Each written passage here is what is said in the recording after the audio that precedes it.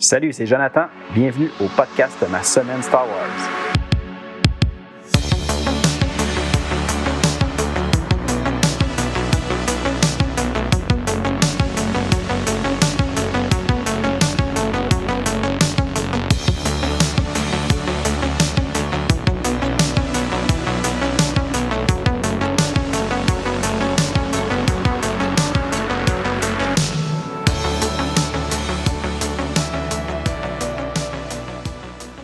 Bonjour tout le monde, bienvenue à l'épisode 19 du podcast Ma semaine Star Wars. Hey, déjà bientôt à l'épisode 20, ça avance quand même vite. On n'est pas si loin que ça dans la ligne du temps légende, mais on avance, ça c'est certain. Aujourd'hui, on va continuer nos lectures de comics de Tales of the Jedi avec la mini-série Dark Lords of the Sith. Avant d'y aller, je vais faire un petit retour sur ma dernière semaine, puis vous allez voir, c'est quand même une semaine qui a été très chargée en contenu Star Wars, puis surtout du côté de certaines réceptions que j'ai eues. Comme je vous avais déjà parlé dans le passé, j'étais en train de compléter toute ma collection de romans légendes, puis ce qui me manquait surtout, c'était des romans jeunesse.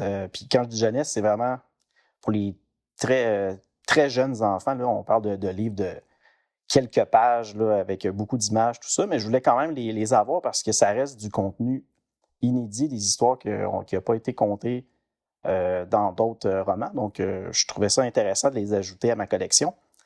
Le premier que j'ai eu, ça se nomme The Baby Ewoks Picnic Surprise. C'est encore un livre dans si on veut, la série qui était sortie dans les années 80, suite au 6e film Star Wars Le Retour du Jedi. Le Retour du Jedi. On avait eu comme une série de petits livres pour enfants alentour des Ewoks. Donc celui-là, c'en est un autre. The Baby Ewoks Picnic Surprise.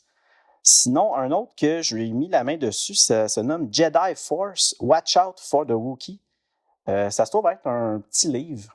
Encore là, vraiment tout petit, qui a été fait plus récemment. Par contre, là, c'est pas quelque chose qui date de extrêmement longtemps.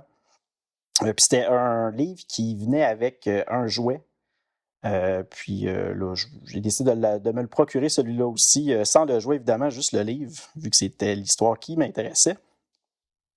Sinon, encore dans les petits livres pour enfants qui parlent de Ewok, le titre c'est Three Cheers for Kneesaa. Puis Kneesaa, si je ne me trompe pas, c'est le nom d'un Ewok de la série animée qu'il y a eu dans les années 80, que je n'ai toujours pas vu à ce jour, mais que c'est sûr que dans ma lecture de l'univers légende, lorsque je vais être rendu au Ewok, je vais insérer les épisodes des Ewoks pour voir un peu à quoi ça ressemble. Puis c'est sûr que je vais écouter ça, puis je vais vous en parler.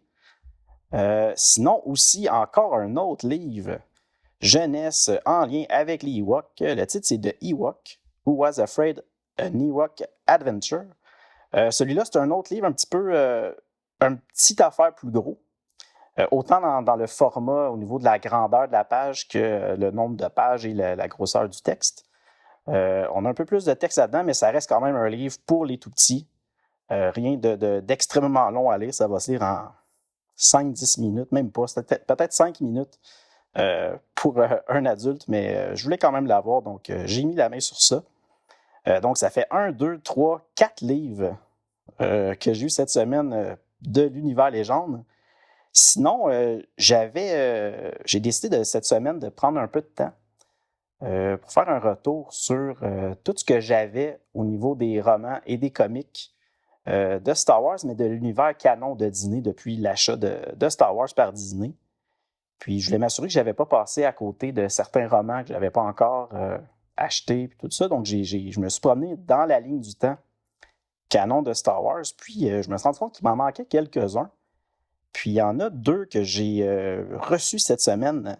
Le premier, c'est un livre qui est dans la série des Journey to Star Wars, Rise of the Skywalker. C'était un roman jeunesse, mais là, pour peut-être préadolescent.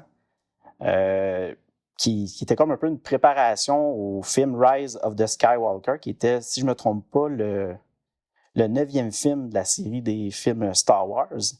Le titre du livre, c'est Spark of the Resistance. J'ai pas vraiment de détails sur le livre. Tout ce que je sais, c'est que je l'avais pas à ma collection puis que je voulais l'avoir pour pouvoir le lire lorsque je vais être rendu là. Donc, j'ai reçu ça cette semaine. Je vous avais parlé, je crois, la semaine dernière que j'étais en train de me lancer, si on veut, dans l'écoute de la série télévisée en animé de Star Wars Rebels parce que je voulais me préparer pour la future série en live action de Ahsoka. Puis j'avais entendu dire sur Internet que c'était peut-être intéressant d'avoir vu au moins la dernière saison de la série animée Rebels pour avoir un peu tous les liens qui pourraient ressortir de la future série Ahsoka. Donc, je me suis mis à fouiller un peu tout ce qui touchait l'univers de la série Rebels parce que je me suis dit, tant qu'à écouter la série, je vais prendre le temps de voir qu'est-ce que je pourrais lire aussi de l'univers Star Wars canon en lien avec les rebelles. Mais vraiment, la série Rebels, pas les rebelles en général de l'univers Star Wars. Là, c'est vraiment plus au niveau de la série d'animation Rebels. Puis, j'ai vu qu'il existait des petits livres. J'ai aucune idée si c'est des livres qui sont vraiment avec un contenu exclusif ou qui va emmener quelque chose de plus. Mais j'ai décidé de me procurer un livre qui s'appelle Rebel Journal by Ezra Bridger. Ezra, c'est un des personnages de la série Rebels. C'est le jeune qui se joint à l'équipe des rebelles puis qui va être éventuellement entraîné pour devenir Jedi. Lui, au début de cette série-là, il y a comme un journal personnel, puis ça serait un peu ça qu'on obtient dans ce livre-là. Donc, j'ai mis la main là-dessus sur le marché de l'usager sur une plateforme en ligne. J'ai vraiment payé pas cher. Là. C'est peut-être un 10 $ pour obtenir ça. Puis je voulais juste voir s'il y avait du contenu là-dedans qui peut être intéressant. Donc, j'ai reçu ça cette semaine. Puis, je vais bientôt le lire parce que je suis en train de me faire un peu une mini-ligne du temps pour lire tout ce que j'ai à lire et à écouter avant la venue de la série Ahsoka. Donc, j'ai ajouté ça dans cette liste-là. Sinon, une affaire un peu spéciale qui sort de la lecture Star Wars, mais qui touche quand même l'univers de Star Wars. En fait, semaine dernière, avec ma copine, on est allé se promener au centre d'achat, puis on est arrêté dans une boutique Lego. Évidemment, présentement, au moment où j'enregistre l'émission, la semaine dernière, on était encore en train de fêter la commémoration des 40 ans du film Le Retour du Jedi. Donc, Lego avait un événement, si on veut, où si tu achetais pour un certain montant d'argent des Lego, tu pouvais obtenir un petit, soit un mini Lego ou une petite surprise qui allait avec ton achat. Puis moi, je me suis laissé tenter par... ça faisait longtemps que je le regardais. Ce Lego-là, c'est le casque de Darth Vader. C'est vraiment comme si on veut, une petite... une réplique du casque, comme s'il était dans un présentoir. Puis j'avais le goût d'ajouter ça dans mon décor pour avoir de Star Wars. Puis je me suis dit, quoi de mieux qu'un Lego Star Wars qui va ressortir? Puis évidemment, je voulais un Darth Vader. Je n'avais pas encore de celui-là. Donc, j'ai mis la main sur ça. Puis j'ai été chanceux. J'ai eu le droit à une petite pièce commémorative. C'est une pièce de fausse monnaie, si on veut, avec l'étoile noire du film Le Retour du Jedi en construction, là, quand on voyait qu'il était en train de finaliser la deuxième étoile de la mort. Puis c'est tout simplement une pièce qui représente ça avec un genre de petit plastique transparent, une gravure, si on veut, là, sur un bout de plastique transparent bleu. Je vous montrerai ça. Vous irez voir les shorts sur YouTube. Je vais vous montrer ces choses-là aussi à cet endroit-là. Sinon, un autre sujet que je voulais préciser un peu avec vous, j'en ai parlé un petit peu tantôt, là, c'est en lien avec mes lectures et mes écoutes de la série Rebels. Évidemment, comme je fais toujours quand je me mets à fouiller dans les informations Star Wars, je me rends compte qu'il y a toujours quelque chose que je peux rajouter dans une ligne du temps que je pourrais lire de plus pour avoir le plus d'informations possible.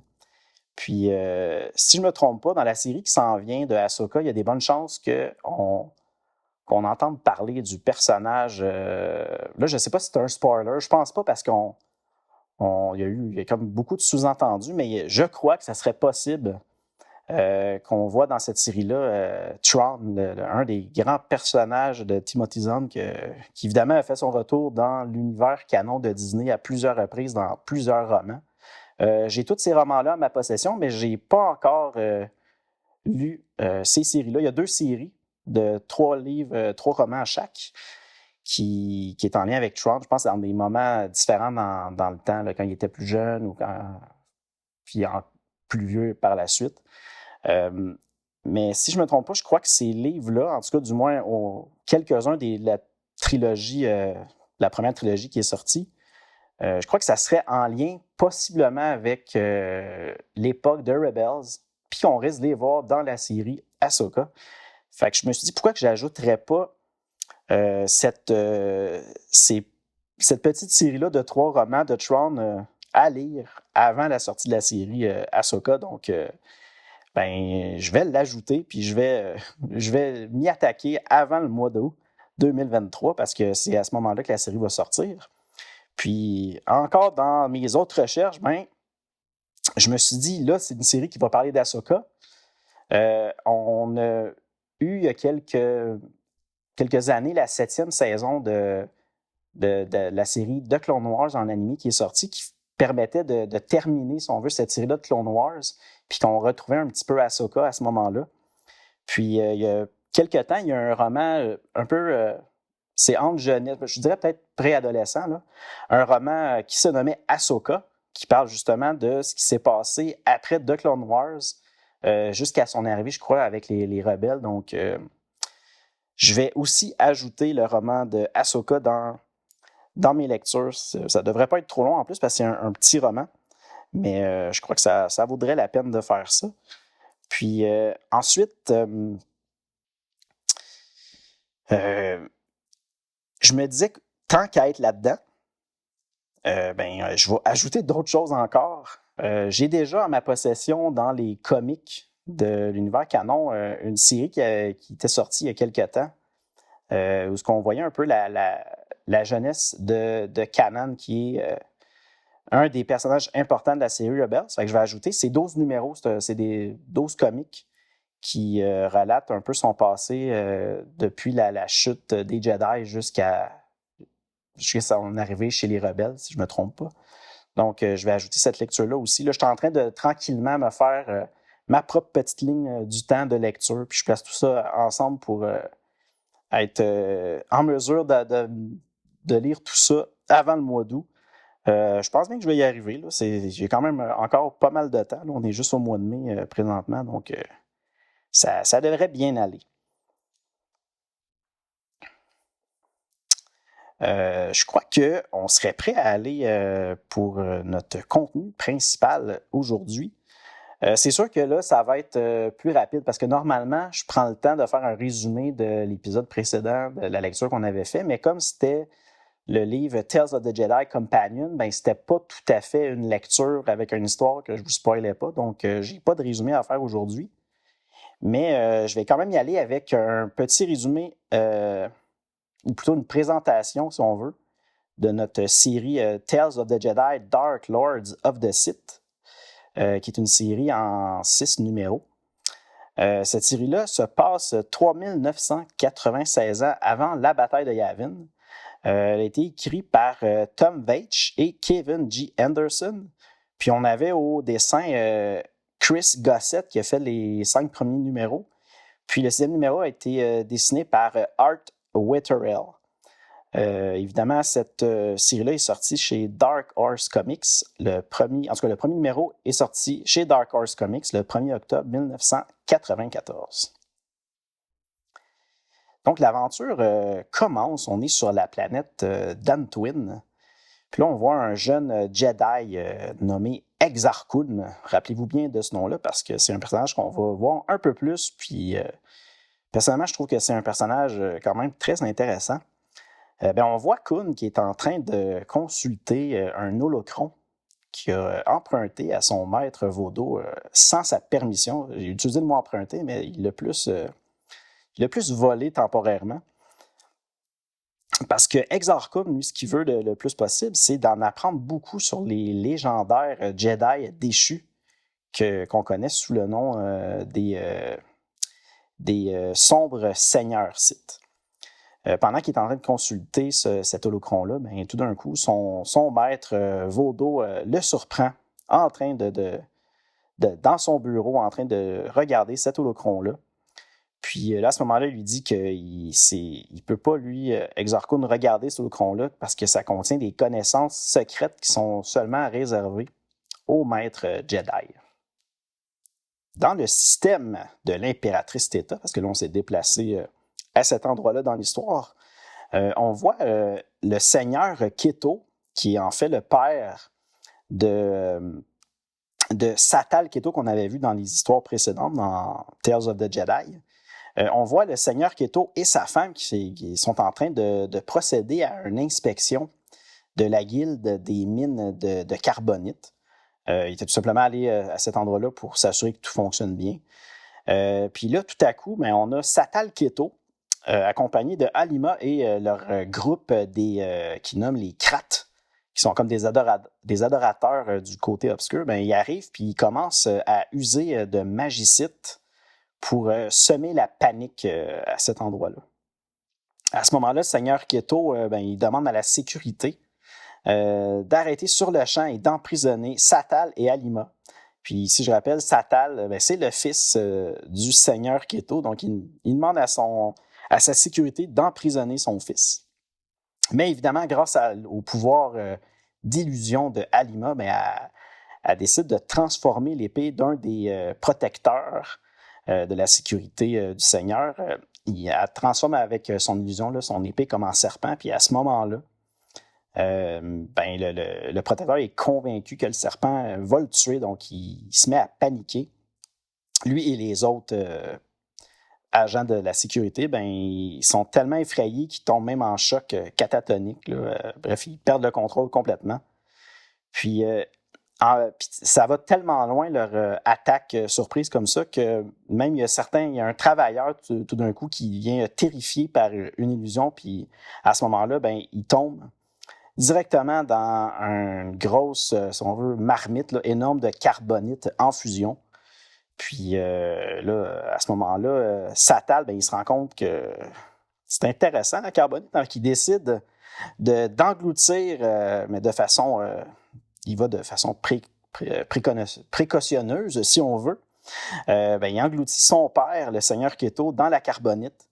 Puis là, ça fait un peu une référence à ce qu'on a déjà vu souvent, puis surtout dans les films de Star Wars, au moment où Han Solo est englouti, si on veut, dans un bloc de carbonite.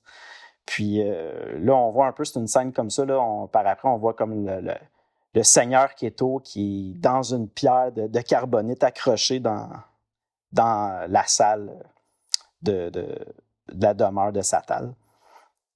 Bref, on apprend que tout ceci, c'était un coup d'État qui avait été planifié par les Krates, aidés du côté obscur, évidemment, pour prendre le contrôle du système de l'impératrice Theta.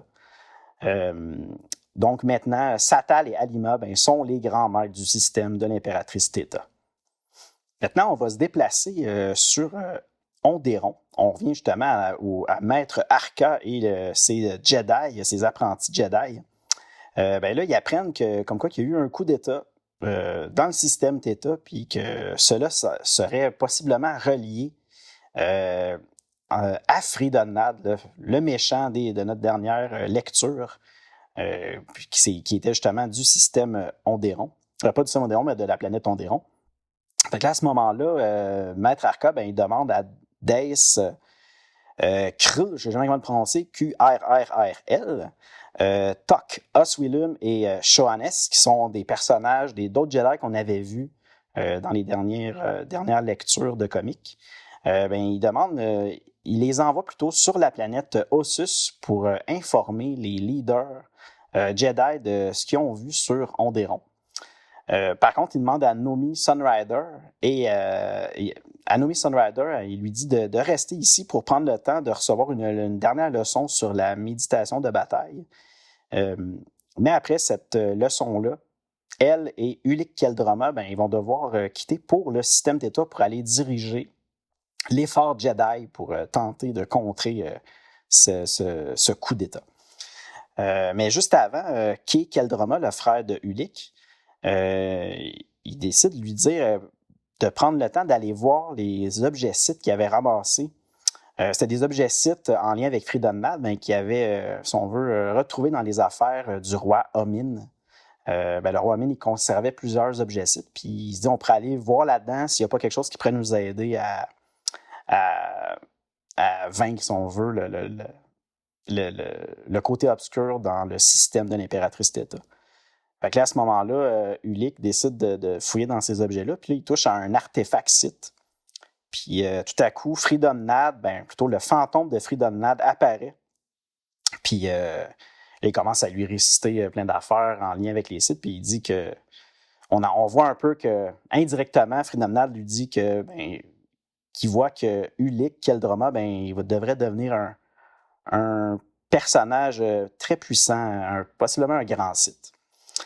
Puis là, si on revient sur Dantooine avec Maître Vodo qui est en train d'entraîner Exar Kun au sabre laser, on voit que Exar Kun, ben, il croit qu'il est le meilleur, que personne ne peut le battre. Là, pendant le combat, Kun, ben, il se laisse tenter par la colère qui le mène un peu tranquillement vers la mauvaise voie de la force. Fait que là, Maître Vodo, ben, il lui dit d'arrêter, que c'est pas du tout la voie à prendre. Puis là, évidemment, comme Exar Kun croit le meilleur, ben, avec toute son arrogance, Kun il décide d'affronter son maître. Puis même qu'à un certain moment, pendant le combat, ben, il est plus puissant que Maître Vodo, puis même qu'il l'humilie très facilement. À ce moment-là, Maître Vodo, ben, il lui dit comme quoi que Exar Kun serait le plus formidable des apprentis qu'il a jamais eu, mais que par contre, il ressent quelque chose qui manque en lui. Là. Il voit comme un grand vide dans son cœur où aucune lumière en sort. Fait qu'on voit qu'il y a quelque chose de très louche avec Exar Kun. Je vais arrêter mon résumé ici, justement parce que tout commence à ce moment-là, si on veut. Puis, je m'en suis tenu pas mal au premier numéro seulement sur les 6. Fait que prochain épisode, on va se lancer dans le résumé complet. Beaucoup de contenu. J'étais vraiment content de retrouver les personnages, surtout qu'on avait pris une petite pause pour aller voir dans le dernier épisode le Tales of the Jedi Companion, mais là, de retourner dans l'histoire, dans le vif du sujet. Puis là, on continue à approfondir plus les personnages qu'on connaissait déjà.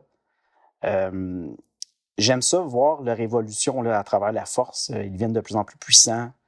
Là, on a l'ajout du personnage Exar Kun, que je trouve qui est encore là. C'est un autre personnage qui est vraiment intéressant.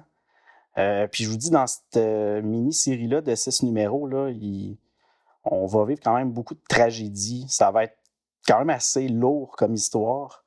Puis même qu'à un certain moment, on l'a vu tantôt dans le petit résumé sans spoiler, ben on voit que Ulic Qel-Droma, ben, il va être tenté par plein de choses au niveau de la force. Il va avoir des grandes décisions à prendre. On va voir qu'est-ce qu'il va faire. Ça, je vous le dis, c'est intéressant.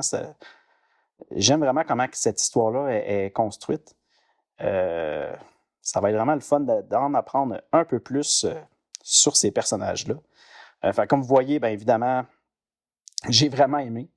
Je vous conseille d'aller lire ça. Je ne sais pas si c'est une question d'époque. Là, comme je vous disais déjà dans plusieurs autres épisodes, je ne suis pas un spécialiste des comics. J'en ai pas lu énormément dans ma vie. Mais j'ai l'impression que toute cette époque-là, au niveau de Tales of Jedi, puis là, je ne parle pas de l'époque dans l'univers Star Wars, mais plus de l'époque, les années où les comics ont été créés, dessinés, puis écrits. C'est très verbeux, il y a beaucoup de textes, mais l'histoire est très bien développée, c'est super intéressant. Mais j'ai hâte de voir quand je vais retomber sur des comics qui ont été créés un peu plus dans les années 2000, tout ça. Je me demande vraiment si... je les ai déjà lus, j'en ai déjà lu pas mal. Puis il me semble que j'ai l'impression que les histoires sont quand même intéressantes, mais il y a peut-être moins de texte. Fait que peut-être qu'il se passe... En tout cas, moins de contenu au niveau de l'histoire, mais peut-être plus d'action. J'ai hâte de voir ça. Je m'interroge. Quand on va être rendu là, On va bien le voir de toute façon avec les résumés qu'on va faire, puis ces lectures-là. Mais bref, tout ce que je voulais dire, c'est que c'est excellent. C'est toujours aussi bon Tales of the Jedi. Puis on achève parce qu'il nous reste, après cette mini-série-là, je crois qu'il nous en reste seulement 2 autres mini-séries, une de 6 numéros puis une de 5 numéros. Puis après ça, on va déjà avoir terminé avec l'ère de Tales of the Jedi. Puis après ça, on va se lancer dans Knights of the Old Republic. J'ai encore une fois vraiment hâte parce que je me rappelle que j'ai beaucoup aimé cette ère-là. Bientôt, on va être rendu là. Sinon, prochain épisode, avant de poursuivre avec tous les comics restants, on va faire une petite pause. On va aller vers 2 short stories, 2 petites histoires. La première se nomme Ennemi juré. Puis la deuxième, je vous en avais déjà parlé un petit peu. Là, j'avais été pas très précis quand je l'ai dit, puis c'était voulu. Là. Il restait une courte histoire dans le livre Tales of the Jedi Companion de West End Games. Puis j'avais volontairement mis ça de côté parce que dans la ligne du temps, cette histoire-là se positionnait un peu plus où est-ce qu'on est rendu que juste avant. Là. Le titre de cette histoire-là, c'est Légende du côté obscur. Puis en plus, elle a été traduite sur des sites justement comment je pourrais dire ça? Sur des sites où il y a plusieurs courtes histoires qui ont été publiées, comme Star Wars Universe, qui est un site que je vous ai déjà parlé dans le passé. Bref, l'histoire est disponible là, puis je vais vous le rementionner quand on sera rendu à en parler au prochain épisode. Puis là, dépendamment du contenu de l'épisode, si on a assez un bon épisode ou si on rajoute quelque chose de plus, bien, peut-être qu'on va tout de suite se lancer dans le résumé de Tales of the Jedi de Sith War, qui est l'avant-dernière mini-série en 6 numéros. Donc, je verrai si on en parle au prochain épisode ou si on le garde pour l'autre d'après. Rendu là, on verra bien, c'est pas grave. Sinon, on est déjà rendu à la fin de cet épisode-là. Épisode, je pense, pas si pire, là, peut-être un peu court, mais c'est pas grave, on y va de même pour cette semaine. Évidemment, si vous avez des commentaires, ou vous voulez tout simplement partager des informations ou peu importe, comme vous voulez. J'ai une adresse courriel masemaine_starwars@gmail.com, donc vous pouvez m'écrire là. Moi, ça va me faire un plaisir de vous lire. Sinon, j'ai toujours ma chaîne YouTube où je vous partage des courtes vidéos quand je vous parle de nouveaux livres que je reçois ou des lectures que j'ai faites et que j'ai le goût de partager avec vous. Bien, ça va être sur YouTube que vous allez retrouver ça. Je partage aussi les épisodes en audio sur YouTube à cet endroit-là. Sinon, j'ai encore ma page Facebook et ma page Instagram. Vous pouvez aller vous abonner à ça. L'épisode est disponible sur Apple Podcasts, Google Podcasts, Spotify, iHeartRadio, Deezer, Stitcher, TuneIn, Amazon Music et sa plateforme Audible. Encore une fois, merci beaucoup d'avoir été là. Allez lire du Star Wars, écoutez du Star Wars. On se revoit bientôt. Salut!